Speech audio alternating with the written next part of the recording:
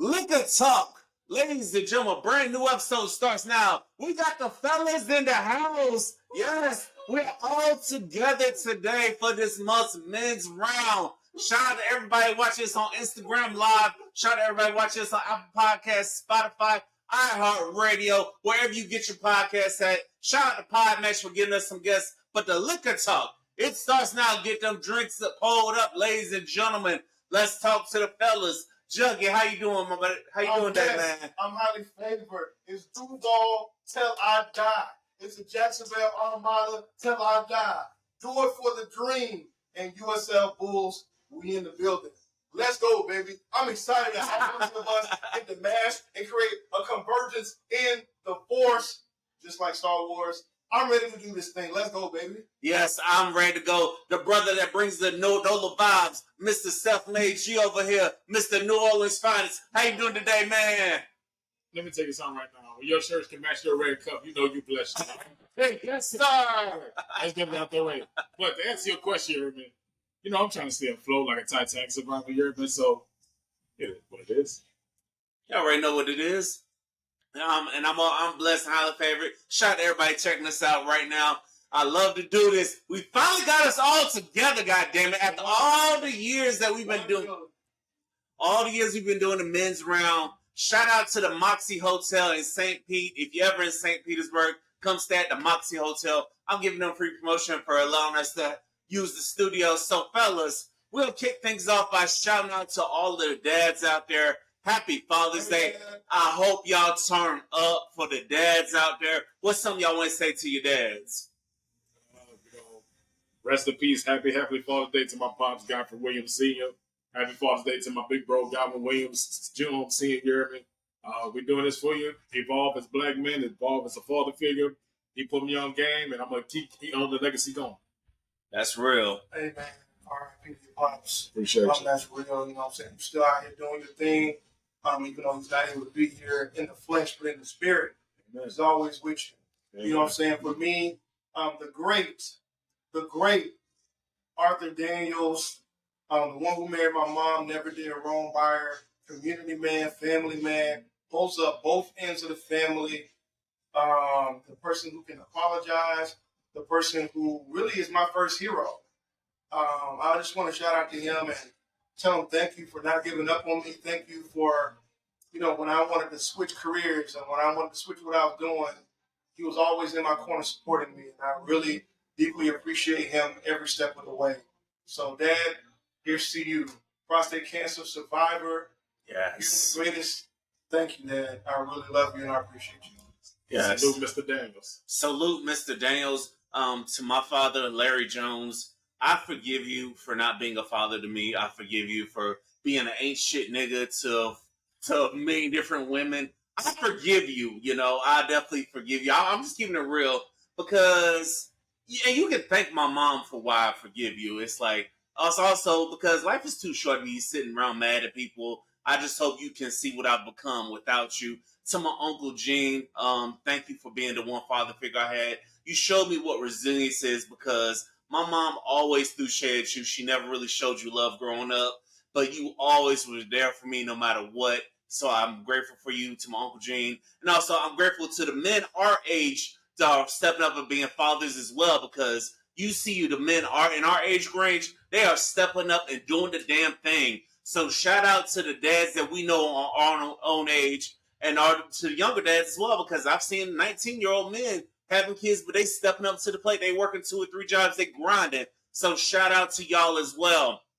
To you deadbeats out there, y'all better not be asking for shit on Father's Day. You got time to turn it around, but don't be asking them for nothing. You better be working to turn it around. And also to you moms out there who are like, oh, I do it all myself. Let the men have a day. Don't punish us because of your what's the word I'm looking for? Incompetence. Yes. Because you chose an ain't shit man to have a baby with, and now he's showing you his true colors. So, because there be some women out there like, I'm both a mother and a father. Man, take a talk to us and shut the fuck up, please. Because it's all about the dads today. The dads should get the love this month. So, shout out to all of y'all. What y'all think? Here, check this out. Your day was Mother's Day. Our day is Sunday. I'm technically a dad. That's a whole nother story. Let's keep this rolling. That's something that we need to talk about later on. Yeah. What? That's something that we need to talk about. I didn't know that. But we're gonna let that. We're gonna let it push. So one thing I definitely want to say is this. Listen, if you have a dad in your life and you are able to, I know everybody's struggling in this economy. That's a whole other topic we'll bring up later on in the show.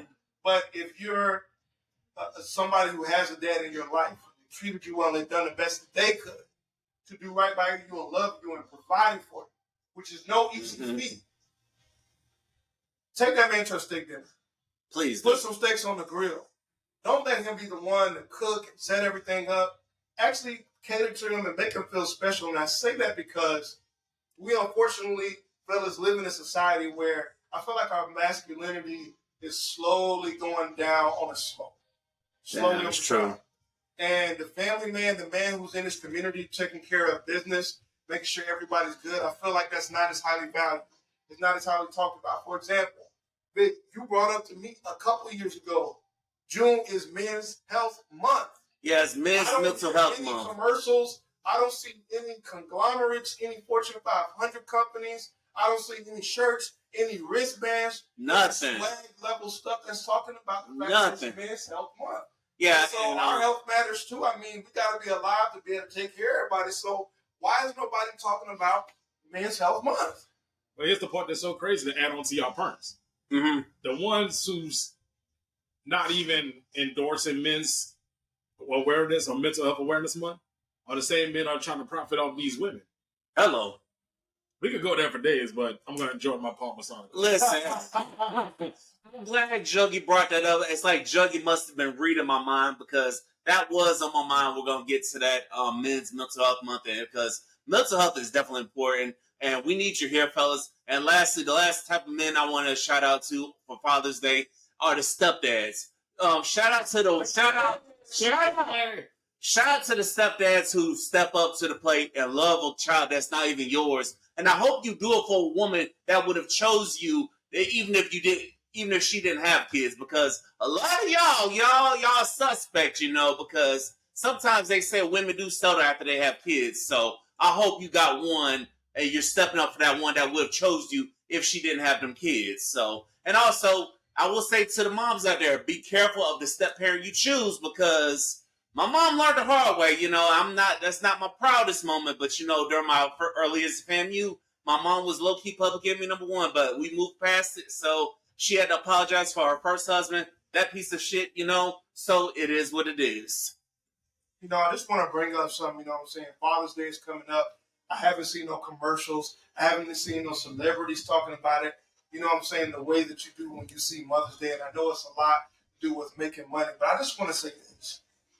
There's a lot of good men out here. Yes. Taking care of all of their kids. There's a lot of good men out there that show character and restraint and self-control, that get their kids up in the morning, that cook breakfast, that provide for their families. And I understand that not every man does that. I understand that there's a lot of men that have deeply hurt all of us. Yeah. Mm-hmm. I am not taking that away. But this Father's Day, let's really make an effort to make that man get a tear in his eye. Please. Make it special. See what he really wants. There's still time to make Father's Day special. When we really sit back and look at it, if for the people that don't have fathers in their house, it's clinically known. You can go to any state university in this country.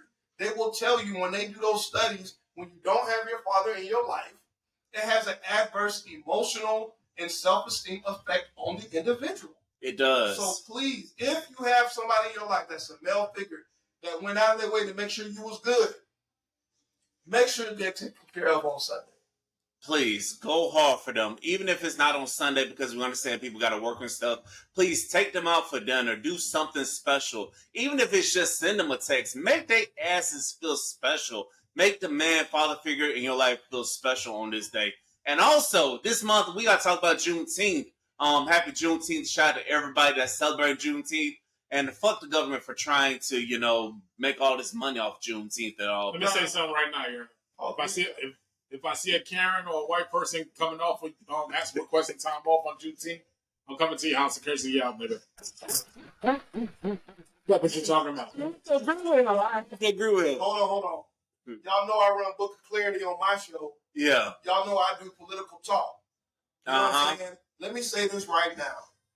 To every single person in this country that was okay with them burning down libraries, that's okay with the president messing up our fucking... We only got one god doggone museum in the whole country. And now he fucking with it. We had the Smithsonian. Now they want to take away the funding. In our state of Florida, it's illegal to study Black history. In our state of Florida, they said we're not going to do DEI here.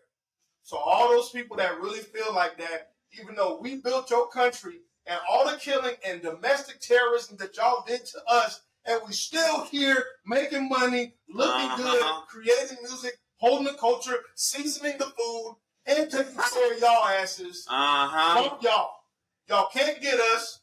Y'all will never be as good as us. And guess what? Without us, your whole thing wouldn't exist. None of this country would exist without Black people. Let me say this right now. You take all the Black inventions from this country. What does America have? Not a goddamn thing. Light bulbs, gas masks, Toilets. traffic signal, electricity, Toilets. Mm-hmm. I mean, we could go down a long list. We really could. I got a book in my house right now with all the Black inventors, male and female. Yes. We were responsible for almost everything, and the stuff that was not have our name on it is because it got taken because they didn't want us to make money and get the credit. There was a vehicle. I just found this out the other day. A Black man, because it's Father's Day, a Black man created a car in the early 1900s that was better than Ford. Damn. It was more popular than Ford, but because he was Black, it died because he couldn't get funding. Damn. When they came and saw the vehicle and saw the person who created everything, they said, "Bumpy, we want to kill it." And we want to kill it. The top American automaker at that time. And so I'm just saying, if you got men that's got an idea and is halfway decent, support them on that dream.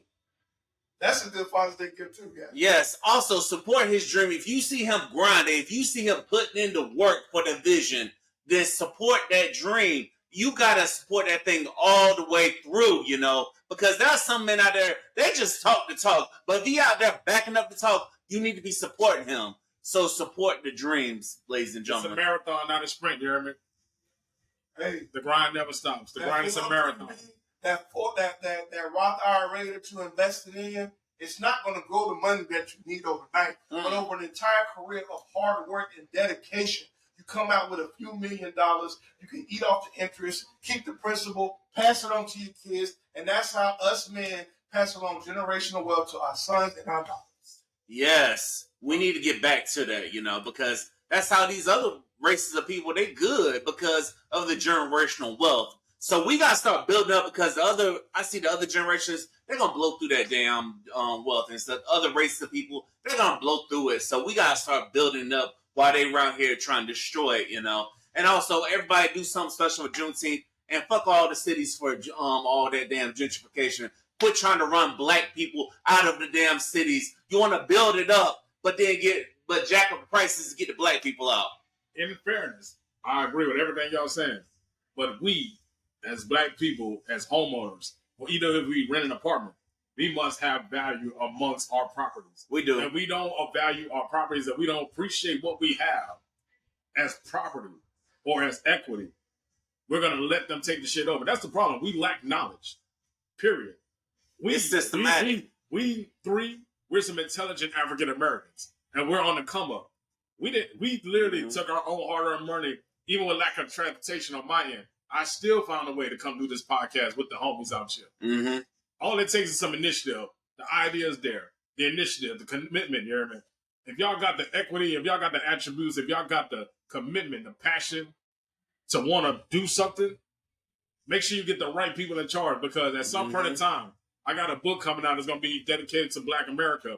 The things that Black America needs to see, things Black America needs to hear.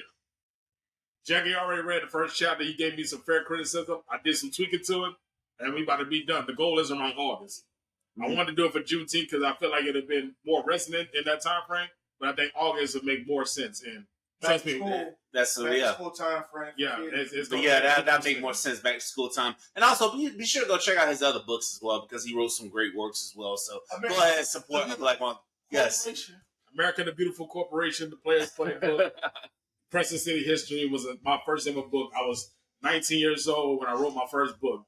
Crescent City History was a self-made book, literally self-made book about my hometown, New Orleans, Germany. I'm actually gonna get it revised because I'm doing something to complement that. But just be on the lookout for that. But my next book is gonna be about Black America. When I'm not doing that, I'm making TikTok videos. I'm working on my New Orleans Finest Sports podcast. Mm-hmm. Like we some Black entrepreneurs, and we long overdue. Wow. New Orleans, we here, you hear me? 15 below sea level, I know we here, you hear me? Yes. Now, Vic, I know, man. I just know we in the Moxie. We in DTSP. What's yes, up, sir? What's up, Largo? What's up, Seminole? What's up, Reddington Beach, Madeira Beach? What's up, South St. Pete? That's my peeps. Yes. What up, South St. Pete? That's where I'm from. Yeah. What up, South St. Pete? Yes. It's a lot of stuff going on, man.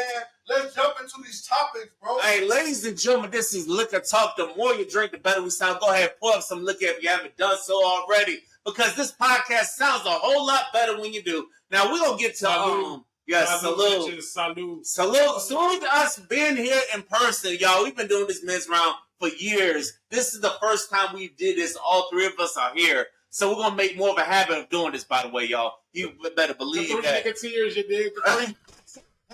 Let's go. Tears in this bitch here. Let's go. All right, but listen, I gotta pick back up on Godfrey's videos. What do you think about all these ICE raids going down in Los Angeles? I'm like, we told you niggas, and these people were asking for black people. Oh man, it's so bad Juggy had to stand up, man. These people are always asking, oh, why are black people getting involved? Where's the black vote? But you motherfuckers out here making TikToks and making songs. I will let Donald Trump. Yeah, songs and stuff. So now y'all are dealing with the payback now. And black people ain't saying,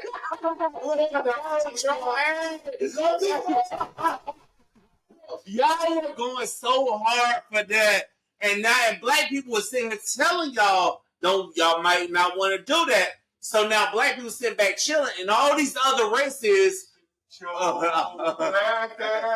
Yes. And now, Another satisfying. They're sitting here asking all of us, why are we getting involved?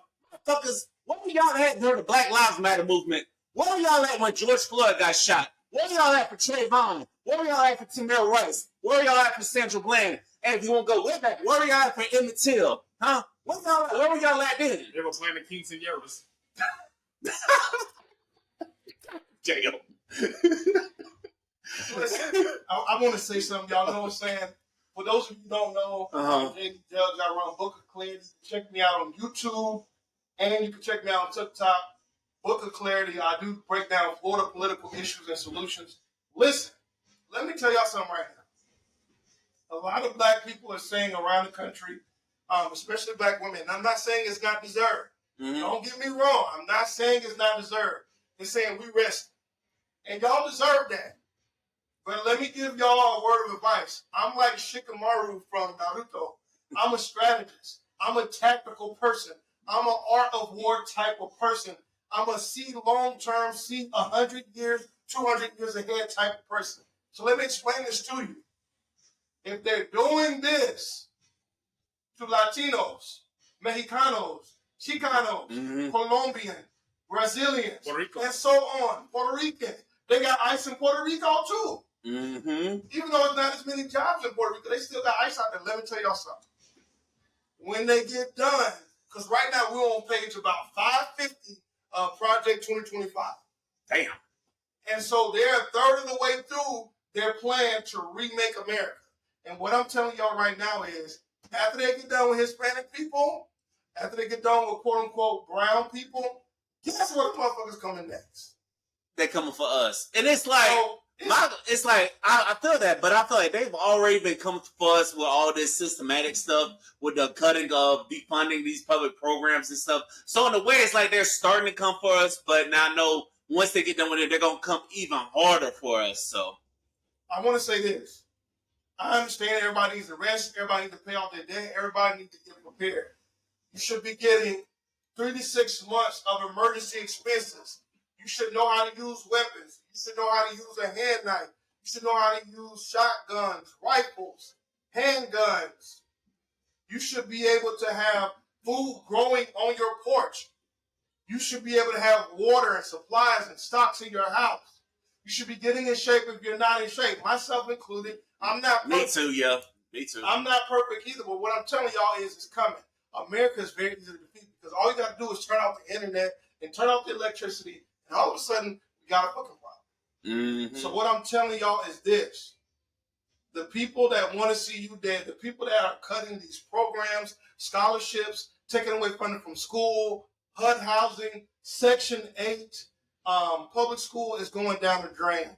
The museums, the artwork, the after-school programs, free lunch, all the stuff that we depend on. Yes, Latinos, they fucked up. They did. Mm-hmm. They fucked up. But remember one thing. It will literally take both of our communities, the black and brown community, to fight against the stuff that we're up against now. Because you got Elon Musk, you got Peter Thiel, Donald Trump. These are billionaires. Mm-hmm. And one of them is running the highest office in the land. He's got the Supreme Court on lock. He's got the Senate on lock. He's got the House of Representatives on lock. Mm-hmm. And he's got police forces, some parts of police force. I'm not going to say every officer is bad. I know it's a very complex topic. So I'm not going to sit here and say every officer is bad. Some are very kind and courteous and do real work in the community. Mm-hmm. But when I looked on the news earlier today, and you got Sheriff Ootmeyer. Yeah, that sheriff make them threats and stuff. Yeah, I saw that. Said, we will kill you dead for protesting. Brevard County, if you're in Brevard County, Florida, be aware. Be highly aware. And also, be aware if you're in Polk County as well, because we know Sheriff Judd feel the same way. He just ain't saying nothing. I'm just telling y'all, if you have not heard these warnings before, this is a mixed program. So we're giving you the real if you're not prepared. Mm-hmm. Shoot me a DM. I'll send you the book. I'll send you the links on how you can get prepared. But there's no excuses for what's coming down the pipeline. And Project 2025 is public. They're literally telling us an open book test what is coming. So there's no excuses for everybody, all of us, because it takes all of us. Yes. There's no excuse for us not to be on point, not to be on one accord. Whatever issues that we got, anything you did to me, I forgive you. Anything I did to you, you forgive me. Why? Because we got to come together. Fish to fry. Yes. So I'm telling y'all right now, the people that's listening, we love you. We appreciate you. Liquor Talk Live at Democracy in St. Pete. Yes. We got some work to do. We got some work to do, and we just getting started. Now, what you got for a bit? Godfrey, what you about to say about the whole the ICE thing and stuff? Here's my stance. I made a video about this on TikTok. It's currently almost at 1,000 views. I already got 100 likes on my TikTok. Check me out on TikTok 514. You hear me? My whole stance is simple. I feel you on what you're saying. You're 1,000% correct. We have to be prepared for what's coming. Blame America for why Trump is in office. Period. Because whether it was Kamala Harris, whether it was Robert Kennedy Jr., whether it was Donald Trump, America was going to be fucked regardless. Because whether those people were in office, you still had to deal with the same old heads that are still having lifetime positions in the House, in Congress, in the Senate. And the problem is with us and Latinos, respect to my Latinos, my Boricuas, Chicanos, all you guys fell for the trap. We really did. America tried to warn y'all. But at the same token, American people, we're the reason why Trump is in office. We're the reason why Project 2025 has been implemented in broad day because we don't do our research as United States citizens. And the truth of the matter is, some of us don't really care until the shit happens to them.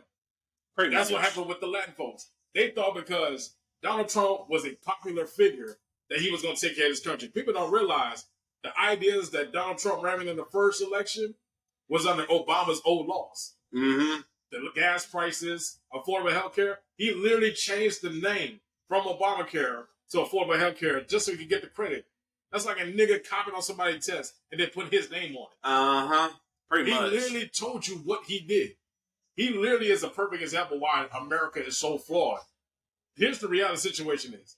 United States, we have said it, both of us, this man specifically has said the United States, government-wise, $34 trillion in debt.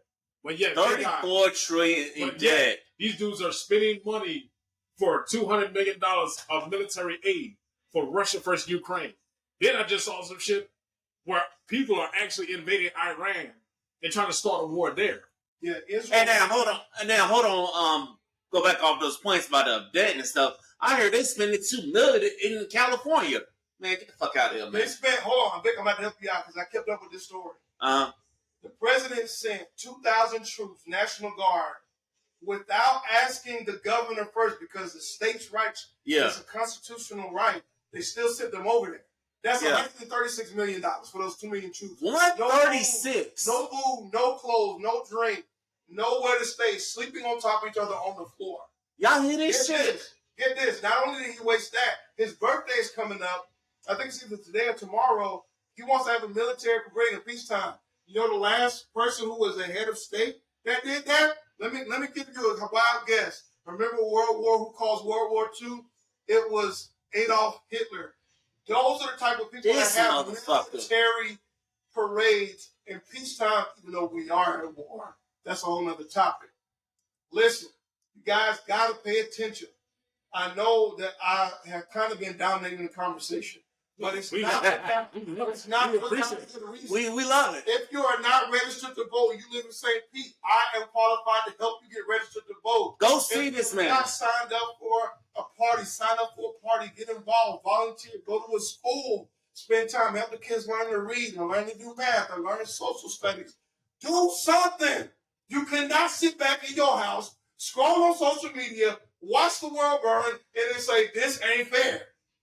You don't have to do that. Here's the reality situation to add on to Juggy Fresh's part. This Paul Masson hitting, so I want to let you know right now. Yeah. But here's the reality situation.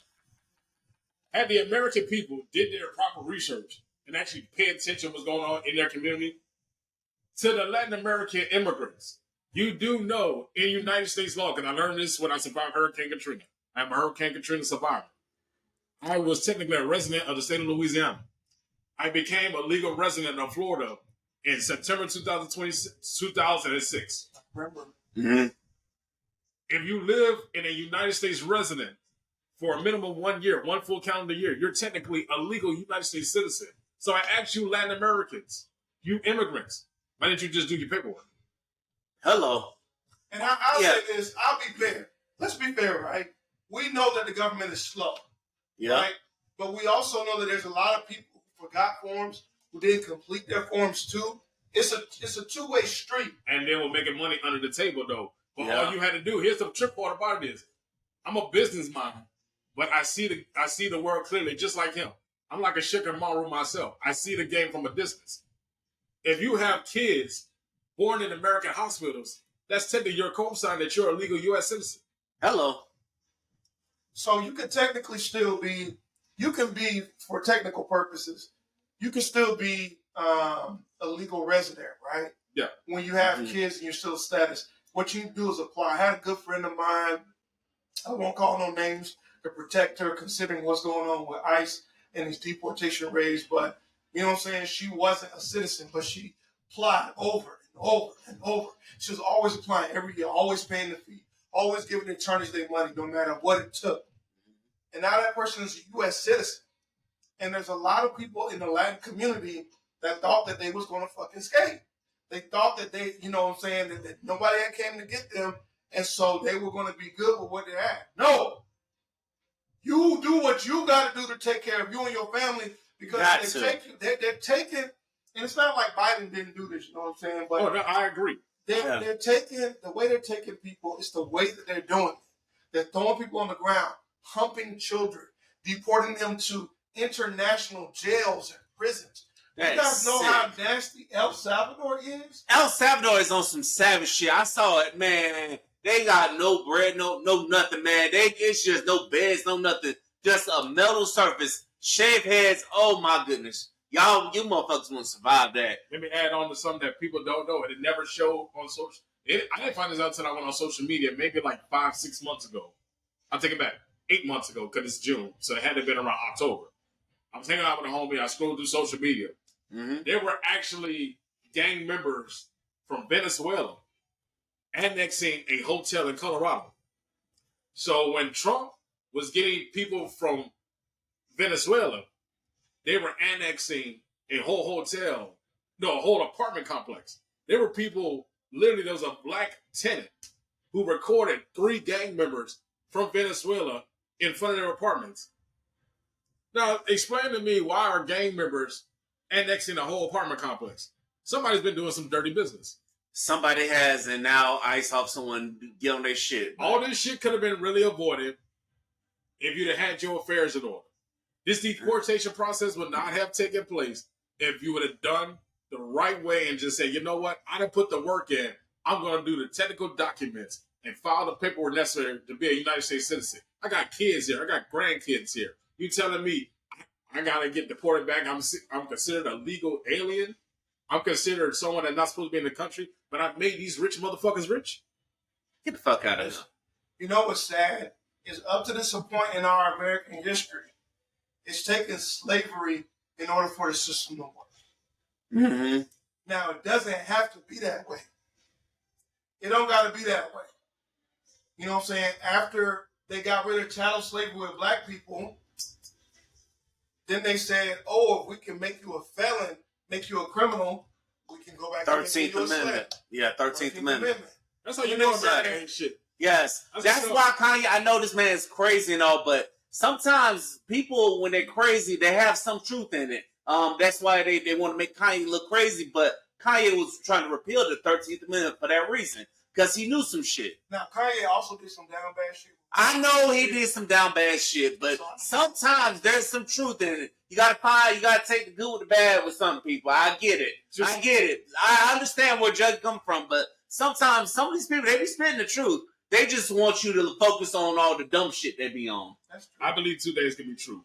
Somebody can be spitting truth and someone can be an asshole. That's how I feel about Kanye West. Yeah. Now, one thing I wanted to add and think about like this. Bro, what is going on with all the actors and actresses in Hollywood getting their nose cut?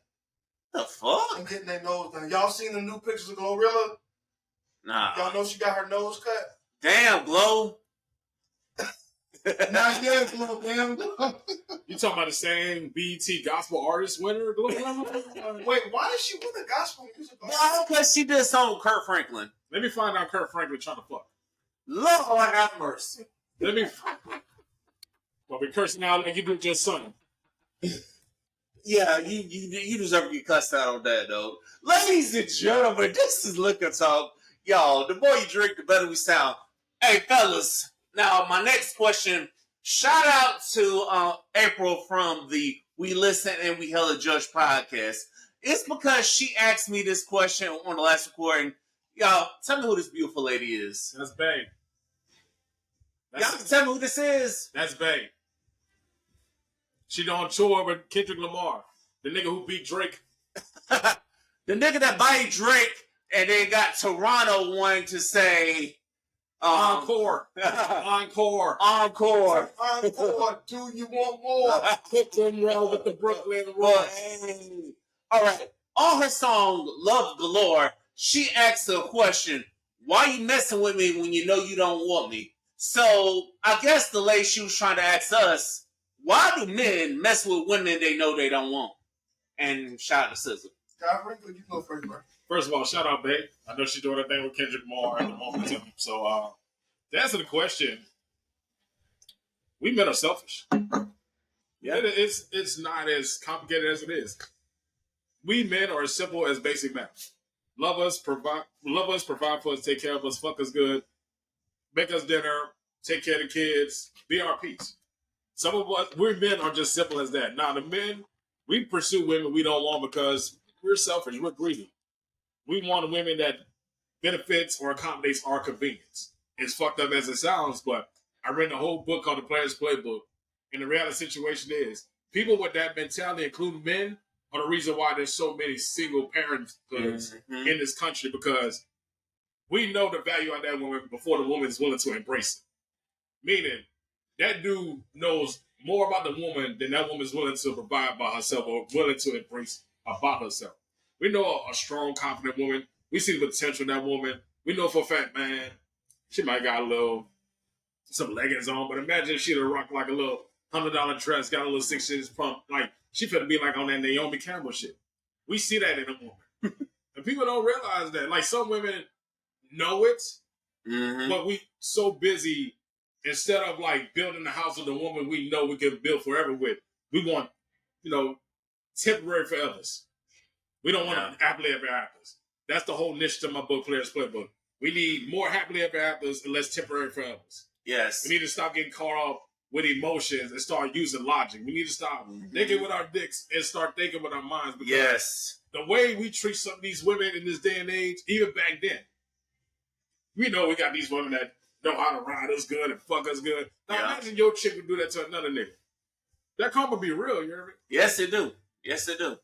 It definitely do. Juggy, what you think? Rub hands like Birdman. He over here married. I get it from a married man's point of view. So this is what I'm gonna say. There are many men who are married who cheat. Let's be straight up and down about it. Yeah. Father's Day's coming up. Let's be honest about it, right? Tell the truth. Set yourself and others free. And I feel like, as a married man, let me give my perspective, right? There are married men who they have a loving wife, takes care of them, knows them, dotes on them, checks in with them, make sure they have what they need, dress them nice, take them out to eat. And we need all those things, but we compartmentalize in our minds. And so then you go out somewhere in public and you see something else. And you forget about all the good stuff that you got back at home because what's immediately in front of you looks good, and that person knows you're married. So now they're even more attracted to you because they know that you're more likely to be stable, that you probably are good providing, you have a good job and a good home. It's never worth it. Fellas, take it from somebody who's married. I ain't stepped out on my wife like that. Let's just get that straight.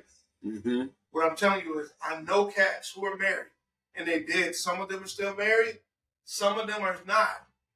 And I'm letting you know right now that 20 minutes, 30 minutes, and very rarely hour of pleasure or whatever, it's not worth it.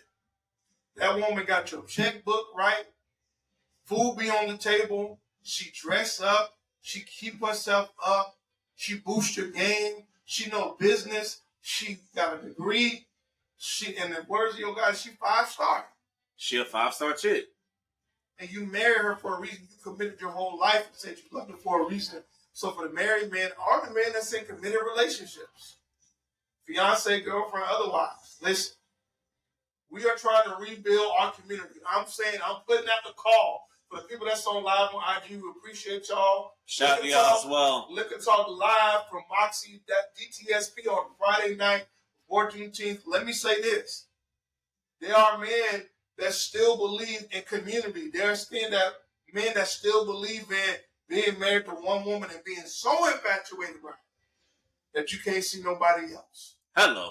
And that's how we're going to rebuild our community. Because let's have some straight talk. There's a lot of brokenness in our community. There is. There's a lot of grandmas raising kids. There's a lot of single moms, and in some cases, there's some single fathers taking care of kids. Yeah. We got to learn how to make better decisions. Yeah, that's what I was going to add on to. Yeah. Life is about choices. I did a whole video a month ago talking about Andy Edwards and how he messed around with this one chick. And they got a whole situation going on with a girlfriend he been talking to who was Chief Keith's baby mom. I fuck with Anthony Edwards. I rock with him as a basketball player. But he's still 23. He young. But at some point in time, people have to understand life is about choices. Live by example. Even though it's hard and you're young and you got all that wealth, you got all that stature, at some point in time, you got to come to that understanding. Life is about choices. Because you got kids, bro. I ain't got kids yet. I was supposed to have a kid. I would never teach my daughter or my future son to step out on somebody like that because they'll make you happy. I value communication. I value camaraderie. I value partnerships. Black love have always existed. The problem is you got a bunch of broken people with money in their pockets telling you how you're supposed to be influenced. Yeah. No matter how, let's get this perfect example out of the way. Diddy's going through what the fuck he going through. That nigga's worth $1 billion. Fuck all that shit. Listen what I'm saying. Mm-hmm. Craig Jones about the nigga all day. Even though he's a mogul, he's an entrepreneur. That nigga has his father. The reason I understand Diddy and I pay attention to niggas like that, I look at it from a broader perspective. I look at the person more than like the status. Diddy's father was a famous kingpin in Harlem. His same mentality, the stuff that he grew up on, that's embedded in him. The way the way Diddy's dad used to step out on his mom, is the way he treated the women.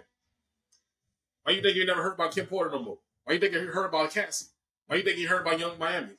He basically treats them like status.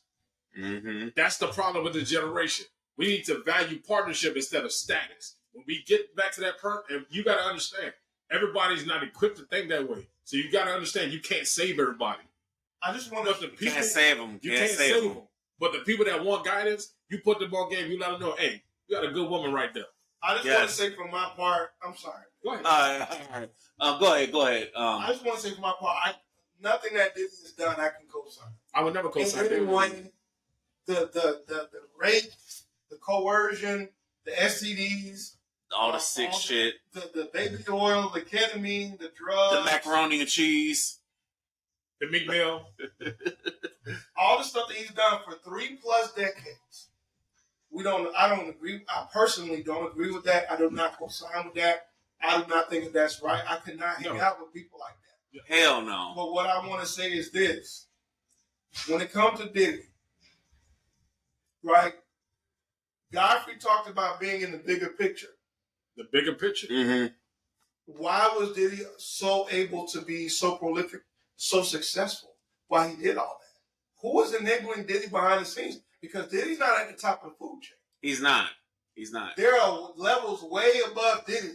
So we had to ask ourselves, they put Diddy in front of us for us to listen to his songs, for us to listen to his songs, for us to like have those timeless classics. But you got to ask yourself, was it worth it? Was all the stuff he did, and R. Kelly too, while we're talking about it. Yeah. Now, let's be straight. From a strictly musical perspective, R. Kelly don't have a bad song.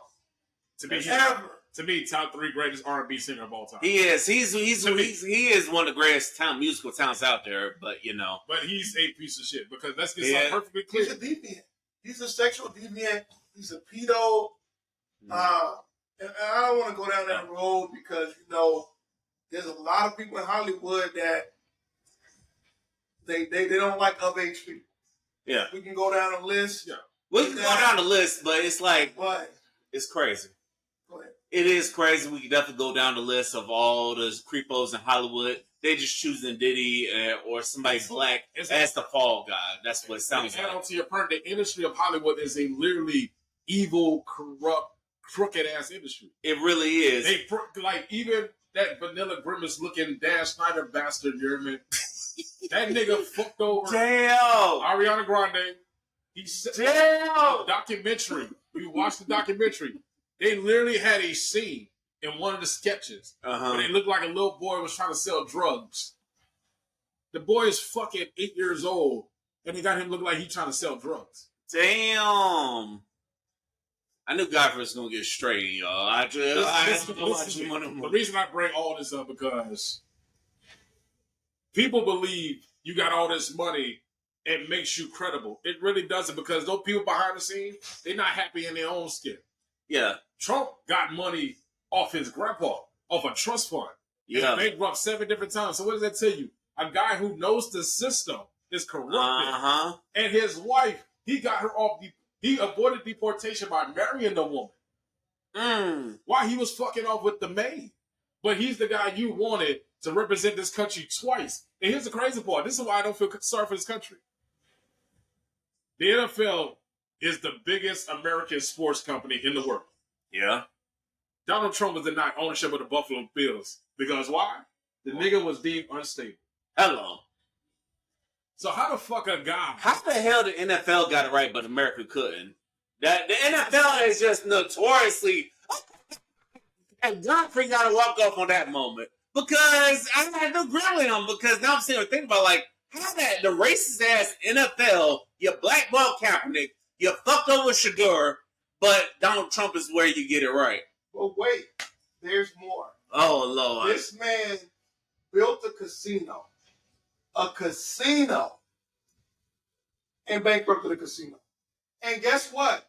He ain't paying their contractor who built the casino. ain't this some shit? So they get paid under the table. Cause they get paid under the table, but yeah, these the same motherfuckers y'all want to get rid of. These the same people you want to send ICE after. America's coming for real. So all this going hard after all these people, it's just a front, really, because you're thinking about who the hell is going to do all the work for you if you get rid of everybody. How you doing today? Yeah, we're recording.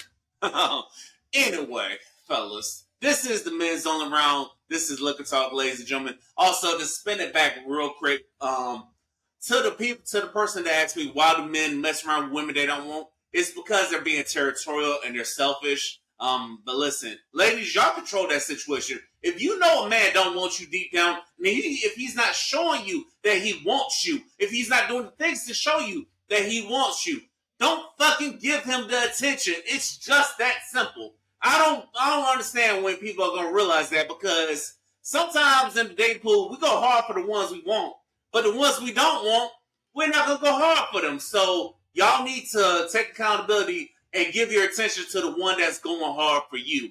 And fellas, go hard for people that go hard for you at the end of the day. Hey, and I got an easy one, because people ask me about stuff all the time, relationships, because I've been married for a few years, right? Mm-hmm. So I got an easy one for men and women, but especially for women, because a lot of times they get the short end of the stick more often, right? Very simple. If you get a yellow flag, if you don't get a yellow flag to that, if you don't get a valid answer to that yellow flag, you out. Mm-hmm. If you get a red flag, oh, you really out. A red flag means stop.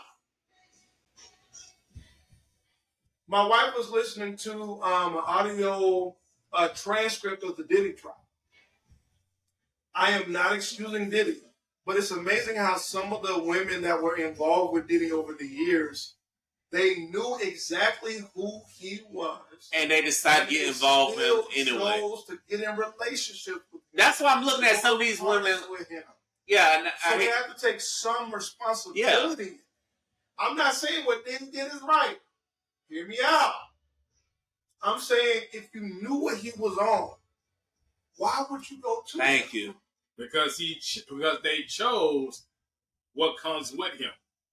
They wanted what comes with him, basically, instead of looking at the bigger picture, instead of playing the long game here, like, because what comes with him is just temporary. That's just a temporary high. That's just temporary funds. It's all just temporary. Now, if you can make a career off of it, more power to you, but it's just, all from what it looks like, it's all temporary fun. It's like, hell no. You should know woman should have to settle for that. And also, if a man, you know her ex is so-and-so, you need to leave this man alone. So that's why I don't feel bad for Kid Cudi when he found out his car got blown up. You were talking to Cassie. That's you know Diddy is a very jealous man. Come on now. It's no secret. So when your car got blown up, man, you kind of got no empathy for me. You kind of should just left her alone. But listen, I know y'all been following that trial and stuff, and it's just so many crazy ass details. Like, and also you gotta look at his parents too, because why you 8 or 9 years old watching your mama in a freak off? Why you watching your mama in the goddamn freak offs? Yeah, I can't make this up. That detail really did come out during the trial. Why the fuck is you watching your mama in the freak offs? And y'all, if y'all listen out here, I hope y'all don't do this to your macaroni and cheese. But should I ruin macaroni and cheese right now? What happened to the macaroni and cheese? Allegedly. Is it the Kraft macaroni and cheese, or is it the homemade Thanksgiving grandma style macaroni and cheese? Let's just say it's Kraft macaroni and cheese. Right. Allegedly. We're going to say allegedly to the Kraft macaroni and cheese. Right. His mama would use a man's sperm in the goddamn macaroni and cheese. I can't make this shit up. How the hell did that guy come up in the damn trial? What does that have to do with the goddamn trial? And how the hell did that detail come out? Come on, man. Come on now, dog. Come on, man. I'm trying to figure out how the hell did that come out, man? Don't you ever invite me out to a Sunday dinner. I will not touch a macaroni and cheese from you niggas. I will not touch no donuts. Fuck a cream pie. Fuck a cheesecake. Fuck a Diddy pie. Fuck all that. I gotta see somebody's grandma back there. That's the only way you gonna get me these. Cause hell no. Sus. Goddamn, Diddy. Sus. The macaroni and cheese. How you fuck up? No. How the hell you? No, I want to know. Go ahead. I don't want to know either. On a lighter note, So this for babe.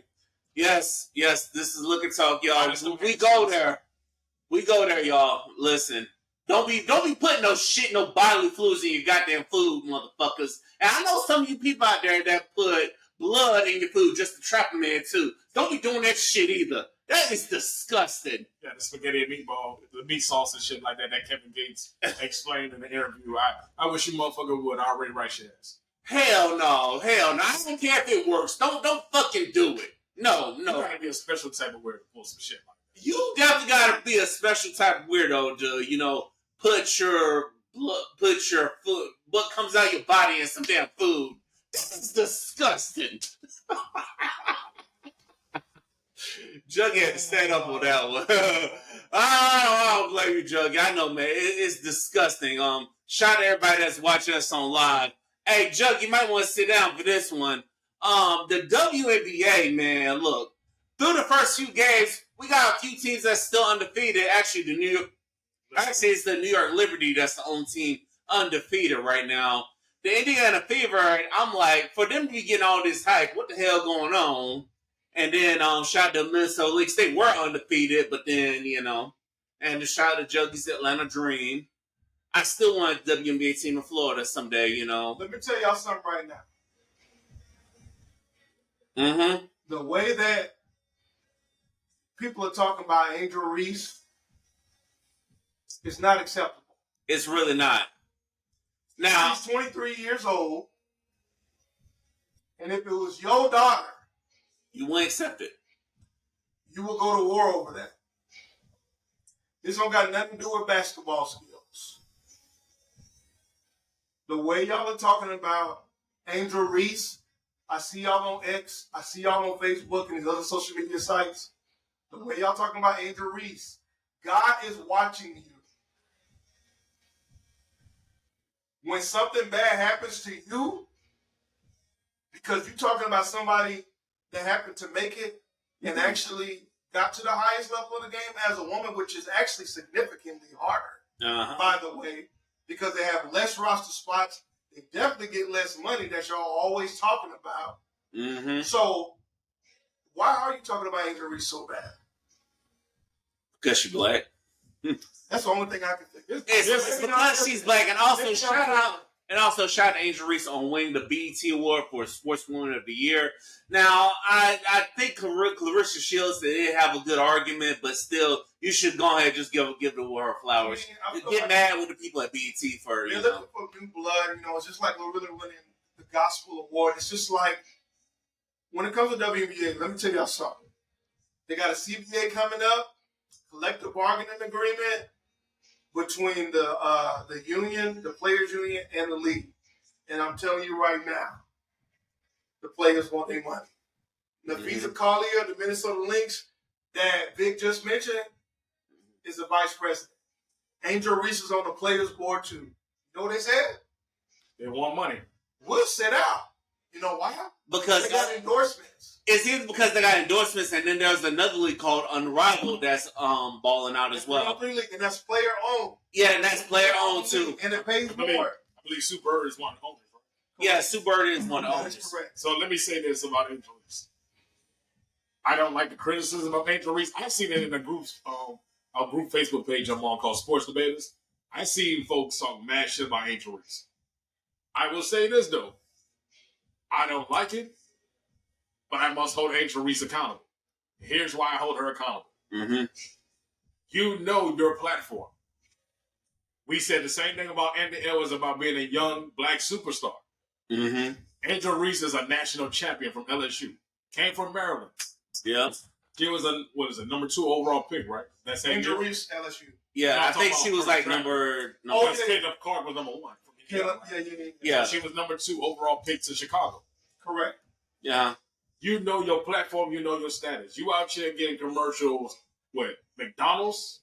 You get status with Kellogg's. No, Reese's. Reese's with the cereal. Her face was on the Reese's Puff cereal. And also you got your own podcast too. Yep. And you know your status. You know your platform. But I noticed from her game, she plays like she doesn't care. I watched the games. There's no way a number 2 overall pick wanting millions of dollars is giving me 5 and 12. No. And your team is one of the worst teams in basketball. Exactly. And here's the part that's buku crazy. I'm a casual WNBA fan. I've been supporting them ever since like the Charlotte Stingers and Utah Stars. So we're going late 90s here. Houston Comets. Yeah. Houston Comets, four Pete. The team, we was focused with the Chicago Bulls when they was winning 6 in a decade. Yeah. The Houston Comets with Cheryl Miller and Cynthia Cooper and Don Russell sold Kemp Perot. I threw a curveball at you, Jeremy. They were the only teams that was throwing 4 Pete.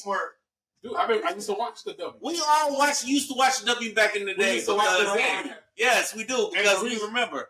And the reason I bring all this up is because you're telling me you getting all this money, you want people to support the W, but you giving me a half-ass effort? The problem with the fans, especially some of these white fans, they don't want to say it because they don't want to sound racist, but they technically do because they're on the keyboards. I don't take niggas on the keyboard seriously because you got to come outside someday. Yeah, you got to come outside. Get out your grandmama's house, come outside. They really feel like Angel Reese is ghetto as fuck.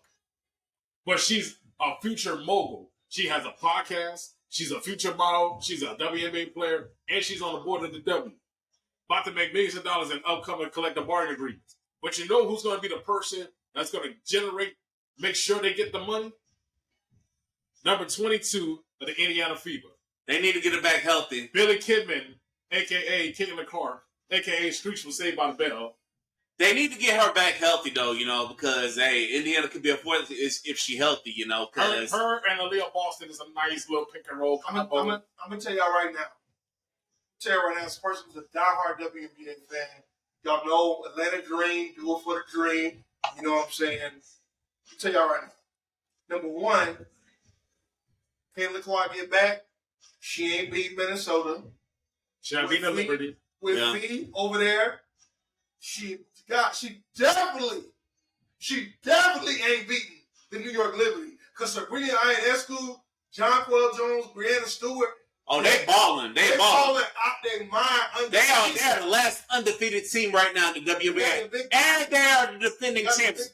And they're the only team to bring a championship to New York. They told the Aces, and the Aces was trying to form a dynasty. The Aces were about to be that modern day dynasty until the New York Liberty set that ass down. When the Aces got rid of Kelsey Plum Dog, when they let Kelsey Plum go.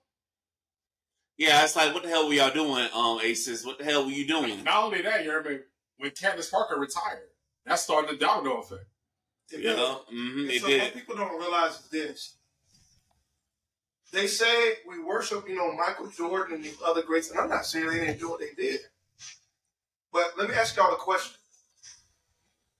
Would those players have did what they did on WNBA money?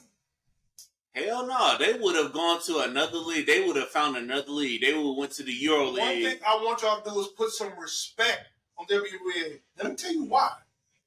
Because they love the game so much, they don't get big paychecks. They love the game so much that after the WNBA season is over, they go overseas and play full seasons in other countries. Don't go to Russia. Please don't go to Russia because we don't need another Brittany Griner situation. They go overseas and play, and then when they come back over here, they go straight back to the WNBA season. Now, I know the NBA season is long. I'm not saying it's not. But think about it for a second. How much do you really let a game of basketball? Some of the WNBA teams, they don't got training facilities. Damn. They got to use colleges and shit. I thought they used the NBA facilities. No. Some of them. No. NBA teams, let them use them damn facilities. They're getting flights. And I understand it's an income issue, but I got to say one thing when it comes to the money and the WNBA not being profitable. I got something to shut all y'all up. You know what it is? If you take the NBA and put it in its 30th year, Go see if the NBA was profitable in its 30th year. Ooh. And also, I will say this. In WNBA, y'all need to do a better job of hyping up your rivals because Angel Reese, because y'all should have put Angel Reese in a different conference. Now, I don't know if the conferences matter, but y'all should make sure Angel Reese get to a different conference because Virgin Magic brought the NBA out the dark ages so Michael Jordan could take it to another level. So Angel Reese and Caitlin Clark could have been that next rivalry, but instead y'all got them in the same division. And I'll say this, and I know we're going on about WNBA. We got to still talk about. Let me say this.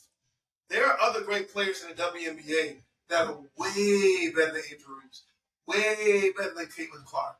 Yes. Talk about the physicality of forward, shoots inside, mid, outside, passes, and she has a lead defense. Angel Wilson, come on. She got the nigga ones. Y'all seen the store in Las Vegas? This girl is a real deal. She has a statue outside of South Carolina where Don Staley's got a dynasty. Yes. There are other great players in the WNBA. There really are. That they're not promoting that they should. And also, did y'all watch March Madness? Did y'all watch those young ladies ball out? We need to get some more teams in the WNBA, man. JJ Quinterly. And also, we need to get a WNBA G League. Kobe Izzy Dre. God damn. Kobe Izzy Dre, nigga. We gonna turn those studs out in the bags. Turn them studs in the baddest, goddamn. Here's the reality situation. Here's the reality situation with the WNBA. Here's the reality with the W. The real problem with the W is they need new leadership. And I mean from the staff and the 100%, you're right. Because here's the problem with the Angel Reese and the Caitlin Clark rivalry that you mentioned. Who's supposed to be promoting those players? Caitlin Clark promotes herself because she's a great player.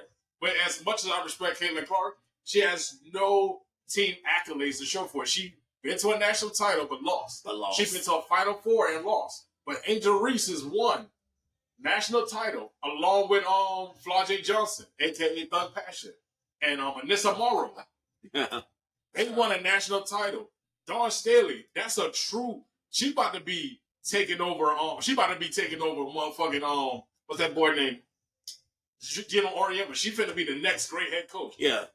As much as I love Pat Summitt, God rest her soul. Rest in peace, Pat Summitt. Yep.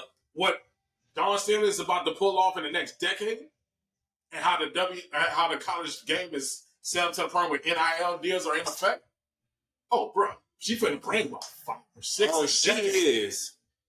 Gino Auriemma trying to max out as much as he can because he know Dawn Staley is like early 50s.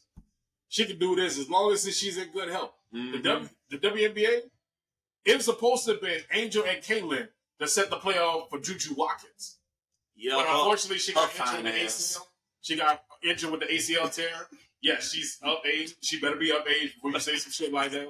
My bad, y'all. We listen. We listen and we partially judge. But here's the thing. Juju Watkins is going to be the future alongside Angel Wilson, Arika Umawale, Angel Reese, if she wants to take the game seriously, once the money checks in, Caitlin Clark, Camila Cardoso. Yeah. First of all, Chicago Sky. How the fuck you fire Teresa Witherspoon and still end up working as you are now? See, that's the thing about I don't understand that. How you fire her for no reason? That's the one thing I never understood about basketball. At least they were under 10 games, under 500 before she got fired. But you're telling me you're going to fire Teresa Witherspoon? It's because for real, Spoon was getting them players in check. I got the inside scoop on this situation. Uh-huh. The head coach of the Chicago Sky is the Atlanta Dream old head coach who had all that talent at Atlanta and couldn't develop players. She wasn't helping them increase their game. Mm-hmm. We had a player last year that was averaging 4 points a game. Damn, that's it? 4 She's points? She's been averaging 12 points a game this year. Damn. What the hell are you doing? It's because coaching does make a difference with players. You have to push players. You have to make them uncomfortable. They use their left hand all the time. Guess what? We're tying your left hand behind your back, and we're doing right-handed drills, and you better not turn the ball over in this drill.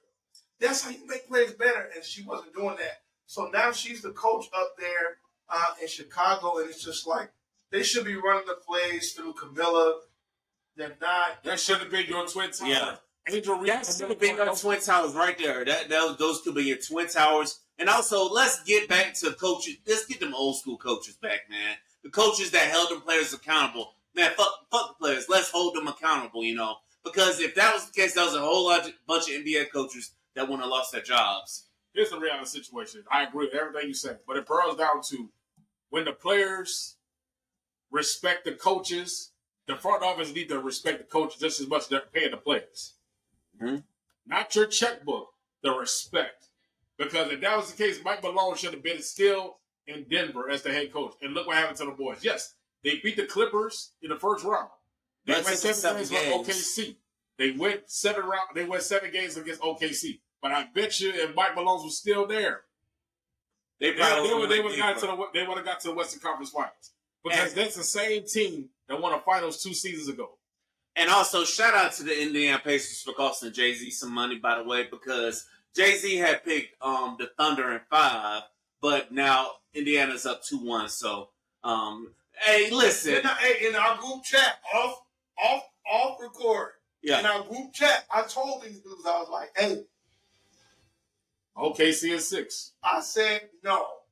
I said that Indiana got that bench. Yeah. Yeah, Indiana does have that bench. They got that bench. They got, what is his name? TJ McConnell. Dude is nice, low key. And Benedict low key. And Obi Toppin. Player, bro. Mm-hmm. And they got a quality coach, Rick Carlisle. Yeah. Rick Carlisle. Yeah, Rick Carlisle already won the championship with the Mavs. I kind of had Rick Carlisle, like his last team with Dallas. I was like, But you see what happens when you get him some talent, right? But that was front office more than coaching. Yeah. Because front office matters just as much. It does. Because if you notice, let's go back to the WNBA. We talk about Chicago Sky. They lost Shindy Carter. They lost Candace Van-Sloot. They're both off on the Chicago Sky. Now, what the fuck do they have? You basically have a potential prospect, but you're not developing them. You basically just pick the head coach. Hey, she looks good. She probably fit with them. They probably be a friend, players only coach or players type of coach that they'll rock away. They probably go out and get some like happy hour drinks and shit. No. Mm-hmm. And I gotta say this. Shout out to the new school in the NBA. Yes. No LeBron, no Steph. I would have liked to see Steph. No LeBron, no Steph in the finals. You know what I'm saying? But yes, I like it. So, like, the new school is showing up and playing good basketball, in my personal opinion. Setting screens, hitting mid-range jump shots, blocking shots at the rim, communicating on defense. Shout out to the NBA. Also, shout out to the NBA for getting it right with the whole second apron, the whole luxury tax and the second apron. Now you can't have these super teams and stuff with all them players. This ain't like baseball where you can have 50 million players and these teams with all the money. Farm system. They changed the collective bargaining agreement to the part where you can't make super teams. Yeah, that's why I say it. So shout out to the NBA for that. So, but I will say with the NBA, according to sources, they claim that the first three games of the NBA Finals between the OKC Thunder and the Indiana Pacers were the lowest viewed finals ever. It's sad because that was some damn good basketball. Here's the problem. I said this in my podcast, episode 13 of the New Orleans Finest Sports Podcast. If you're a basketball fan, this NBA Finals is for you. Team basketball, fundamentally coaching, sound players, leadership, young players that's aspiring to be stars, borderline superstar status. This is for you. If you're a person who values name brands or you're just a casual fan, this ain't for you. But I will say to the NBA, y'all need to do a better job marketing these teams. Because for the past 2 years, Jeremy, OKC Thunder has been the best team in the NBA, and you have not marketed these niggas. Are y'all trying to get back at them because Seattle should have never lost their team? But I don't know. But they do a terrible job with reporting these players because they cater to these casual fans, these Kardashians. And also, what they're not doing, they're not holding them network partners accountable because ESPN State talking about the same thing. Charles Barkley called him out for it, and now he's going to be a part of it. But Charles Barkley, y'all proving Charles Barkley right because all they talk about is the Lakers or the big market teams. They don't talk about the teams that are actually out here balling. And people forget. People forget this part. And I'm talking to a true Warriors fan to my right. Mm-hmm. They weren't marketing the Warriors until Steve Kerr made the Warriors look like juggernauts. Capri Sun, Mohican Sun, Connecticut Sun. Niggas forget. Niggas forgot, you hear me? The Warriors had Steph Curry and Monte Ellis. Yeah. Steven Jackson. That's a throwback. I'm a basketball fan. Listen, I remember Baron Davis, Steven Jackson, Matt Barnes, the We Believe Warriors that shocked the world. Hey, I remember them Shock the World days. That was a nice team. There was a young striving team, but they knew for a fact the way they wanted to play, and this was all designed by Jerry West, God rest his soul. He wanted to space the floor out, get quality coaching, and it's fucked up because I do say this as a basketball fan. Mark Jackson helped develop that team. But Steve Kerr put the boys over the hump because no matter what y'all say, listen, he did put them over the hump because what he learned from Chicago and what he learned from San Antonio, he brought that to the Warriors, and they won 4 championships in 8 years. Yeah. They're known as the greatest dynasty of the 2010s. They knew spacing, quality shooting, elite defense, team basketball is what makes it. Yes. I guess now we're going to have to lock the doors, y'all. Yeah. Shout out to the people at the if he ever comes to the goddamn Moxie, there are people recording. They get goddamn on the air sound or something like that. Yeah, we're going to do that next time around. This is our first go around. Yeah. But the reality situation is, Mark Jackson, we don't know if he would ever won a title with Golden State, but the fact of the matter is, in Steve Kerr's first year, they won a title. In his second year, they won 73 games. His third and fourth year, they dominated because the front office signed Kevin Durant. Yeah, and that's when the NBA was just unwatchable. That's where the NBA ratings went down. That's where the NBA started cracking down this shit. Because they knew when Kevin Durant went to the Warriors, they didn't mind LeBron going to Miami here, man, because LeBron James was the face of the league. Yeah. I saw this in Davidson. I knew Steph Curry was going to be the face of the NBA because the way he was shooting the basketball, nobody was shooting the ball like Steph Curry but Steph Curry. The only person that was close to doing it was Dame Dollar. Mm-hmm. Dame Lillard was the only guy that could shoot like Steph, but the problem is there was no good team around him, and not a lot of people wanted to go to Portland. And Dame was playing Olay defense, let's be honest. Yes. Yeah. Mm-hmm. At least Steph Curry, he wasn't the best defender by any means, but at least he tried. Yeah. Yeah. He put on muscle, he dedicated himself to at least trying to slow down and be pretty good at steals. And he's an underrated 4 or 5 steals. And he was an underrated rebounder. He really was. He actually gave you like between 5 and 6. And he showed you he could get to the rim and make shit happen. I'm like, God damn, is that Steph Curry or is that AI? You know, get to the rim, dog. Okay.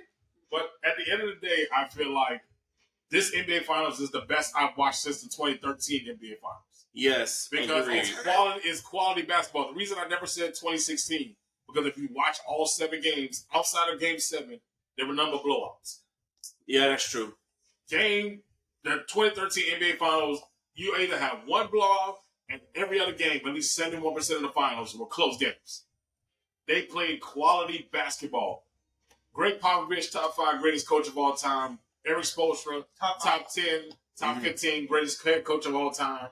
Absolutely. At the end of the day, when you look at Rick Carlisle, what he's done with his young Indiana team, they play at any pace. They got a traditional point guard who's evolved. That's why I love today's NBA, because these players have the balance of tradition and versatility. Yeah. Mm-hmm. Multiple positions. Positionless basketball. It's positionless basketball, but they have traditional values. And that's all I ever asked for as a real NBA fan. Give me versatility. Give me the ability to evolve tradition. All that being said, the next time we do the men's round, who are we saying congratulations to? The Pacers or the Thunder? I'm taking OKC in 6. I got the Pacers in 7 games. I feel like the bench will make the difference, as it always does when we get to the NBA Finals level. You must have quality defense. Your big must be able to dribble and shoot threes like Miles Turner. I think that they can do it, although Chad Holmgren is coming up. He is. They got Lou Dort is doing his thing. So obviously, FGA is like the next, potentially the next. He's the next Kobe. Yes. 24 Kobe. But if FGA is the next Kobe, then where are we putting Hallie at? He's to me personally. Ooh, that's he's Orlando Magic Penny Hardaway. He was a pass first. He's pass first. He is pass first. I don't see that. I'm talking to a basketball fan. He's pass first. He's basically a shifty player like SJ. He has good knees. He basically knows how to read the floor, but he also knows when it's time to play. He's clutch. He's shown that to you. Yeah, he showed that to you. Also, he showed that to the New York Knicks as well, because He walked them boys down. So he was the reason why the Cleveland Cavaliers, the number 1 seed, went down. They went down in 5 games. Because the reality of the situation is people got to understand. Today's NBA, you got to have team basketball. You got to. That's why I tell people on the back. Y'all can joke about today's modern NBA, but you know what the truth is? Why y'all joke about modern NBA? Because the generation that I grew up on, the generation of the 2010s, LeBron, KD, Steph, if you want to throw in Bradley Beal, I don't care. They're about to be out of there.